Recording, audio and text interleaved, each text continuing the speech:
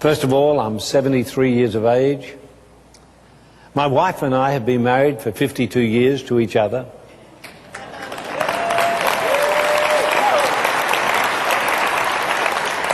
We have 3 children and 8 grandchildren. My daughter said to me the other day, she said, "Dad, you're spending too much money on the grandchildren." Aaron said, "Mum, leave Poppy alone, he knows his job." I came from a 3rd-generation welfare recipient family. My family had never made a mark, and I've searched back 500 years. I had 4 fathers and 2 mothers. Most of my relatives had free board and lodgings with King George VI. That meant they were in jail. I've never gone through formal schooling. I've never had the disadvantage of going to university. At 26 years of age, I was an illiterate bricklayer and stonemason. I had great problems in articulation, great problems in comprehension. I went to school as a normal child goes to school, but I went very late. I was much older than the other children. I had come out of hospital after suffering the debilitating disease called diphtheria, and I was skinny and weak. And they tried to do some educational assessment on me. They said, "This kid, he's just 1 brick short of a load. He's not playing with a full deck. His elevator doesn't go to the top floor." And they were going to put me with a group of brain-damaged children called an opportunity class. Until along came a teacher called Miss Phillips. She would make the Rock of Gibraltar look like a marshmallow. Thought in retrospect that she could kickstart a jumbo jet with her left leg and a shoe off. She would make the Rock of Gibraltar look like a marshmallow. And she said, "He's not brain damaged, he's just plain stupid." And for 3 years she punched me, she kicked me, she slapped me, she didn't get any sense into me or out of me. Used to get me by the chin and rattle my teeth and say, "Peter Daniels, you're a bad, bad boy and you're never going to amount to anything."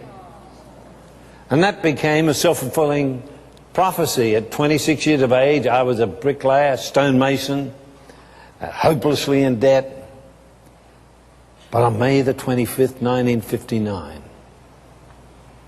I went along to a Billy Graham crusade in Adelaide, South Australia, where we live.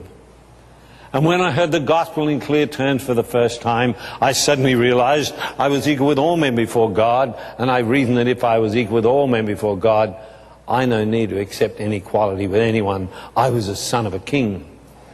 And I wish you could know the difference that makes. Well, I suddenly didn't become intellectually brilliant, but I knew that something had happened. And someone took hold of the book of Joel and read these words, "I will restore unto you the years the locust has eaten." And I wanted that restoration, but what if you come from the other side of the tracks? What if nobody is interested in you, and then God gives you 2 dreams so big you can hardly comprehend it? How do you handle it? Well, I wrote it on the back of a cereal package. Everything I had to have done by my 85th birthday before I moved into 2nd gear. One of the dreams was to see how much money one human being could give away in their lifetime. Now, I'm not talking about being ordinarily poor. We had to reach up to touch bottom. How do you handle that? Well, I found the best helping hand you can get is the one at the end of your own arm. And I went down and I bought 3 dictionaries. I put one next to my bed. I put one in the toilet. That's a good place to read. And I put one in my excuse for a motor car. Now, I need to tell you about this motor car. This was a 1937 Ford V8 Clubman sedan that had been rolled 3 times. The hood was crushed in, the windows were gone, we'd kept the doors on with wire. It wasn't the cost of the gasoline that bothered me, it was how much oil this confounded thing used. If I drove it very carefully, I could get 14 miles to the gallon of oil. I used to purchase second-hand sump oil and keep it in the trunk with a plug spanner, and if anyone showed any disrespect for my motor car, I would stop it in the middle of the traffic. I'd let a bank up. They would swear at me, they would shake their fists, they'd hit their horns. I'd just sit there. You can't move me. When it was all backed up, I'd put my foot on the clutch and slap it on the accelerator, and I would baptize them in oil.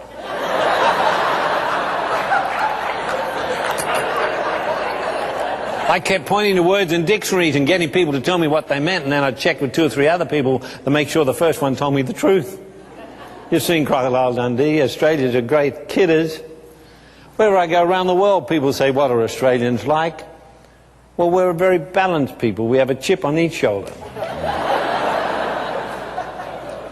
Well, I started pointing to words in dictionaries and getting people to correct me. Then I'd check with 2 or 3 other people to make sure the first one told me the truth. I went through those dictionaries frontwards and then backwards until I understood every single word. Then I read 2,000 biographies. I haven't got polygrip, I said 2,000.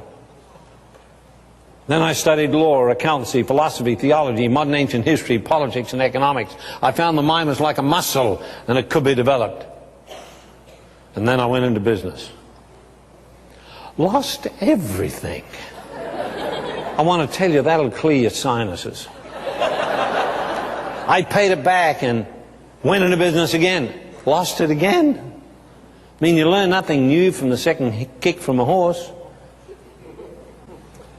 I paid it back. I was going in the business the 3rd time. My wife said to me, Peter, just get a job.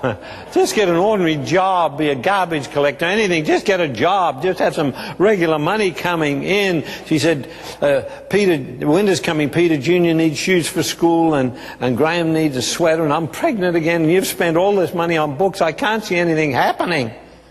You take 3 steps forward and 4 steps backwards. She said, I can't see anything happening. On our 33rd wedding anniversary, I bought a beautiful necklace. I mean, it was 49-carat opal with 33 diamonds on. This thing's so big, when she walks, she has to walk like this. I said, you haven't complained about the books and tapes I bought lately. But I paid it back the 2nd time, went into business the 3rd time and lost it again. What do you do when your dreams start to fade? You reach for one more dream. We should never give up, let up, or shut up until God takes us up. Here are some amazing statistics quoted by Michael Jordan, probably one of the greatest sports people that ever lived and who had of the greatest success stories in sport. And yet he quotes here all his failures that helped him become one of the greatest sports people that ever lived. So I think a person learns a lot through failure, and it's just that right mental attitude that the best is yet to come. I'm learning and I'm going to give my best and things are going to get better and better.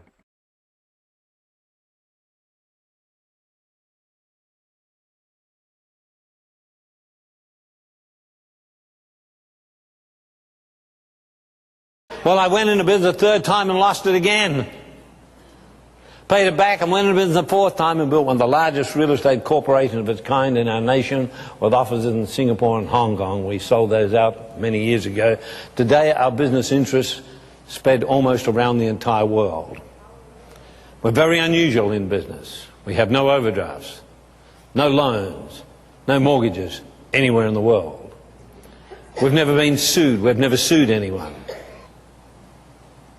Now, my mind works a little bit different, because I've never ever gone through formal schooling. According to psychologists and others, they say you have a very different mind. You can read 8 books at a time. Would you believe a Texan paid me $1 million for 15 minutes advice? He made $120 million. An Australian company paid me $1 million for advice. About 8 years ago, we did 2 films on economics.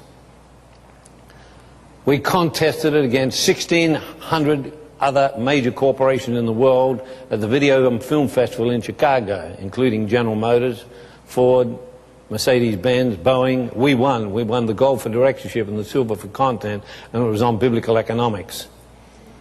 It took us to the top 10% of advisors in the entire world on economics. Now I'm your wake-up call. I'm not coming back. I come once. Tomorrow night I'm going to show you how to go into business and win every single time. I'm tired of Christians being broke. You stay in a job. You know what job stands for? Just over broke. It's time for you to take back the economics. It's time for you to stop being employment fodder, suffocating in the amorphous glob of sameness.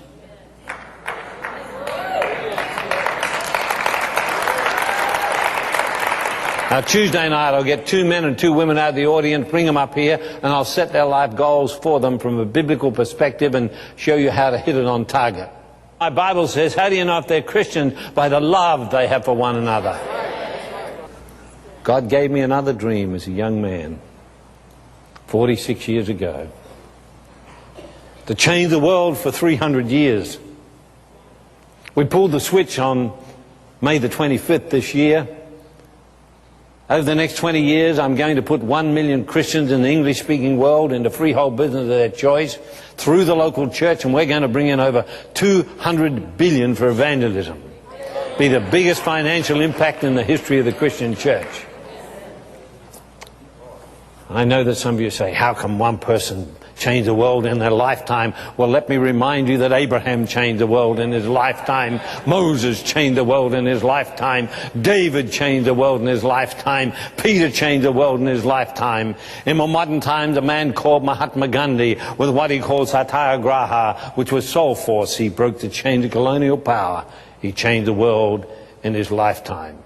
Henry Ford changed the world in his lifetime when he set the world moving via the automobile, and Roger Bannister changed the world in his lifetime when he ran the first 4-minute mile, and he proved that the efforts of human endeavour are yet to come. My hero, Sir Winston Leonard Spencer Churchill, the last great English bulldog. This man that mobilized the English language and sent it in a battle when he said, we will fight on the beaches, we'll fight on the landing ground, we'll fight in the field, we'll fight in the streets. With growing confidence, we will fight in the air. We will never surrender. And never before on the field of human conflict, as so many owed so much to so few. So let us brace ourselves to our duties, and so bear ourselves that if the British Empire and its Commonwealth would last for 1,000 years, men would still say this was their finest hour. He changed the world in his lifetime. Bach and Beethoven changed the world in their lifetime as they expanded our consciousness in the area of symphony and song.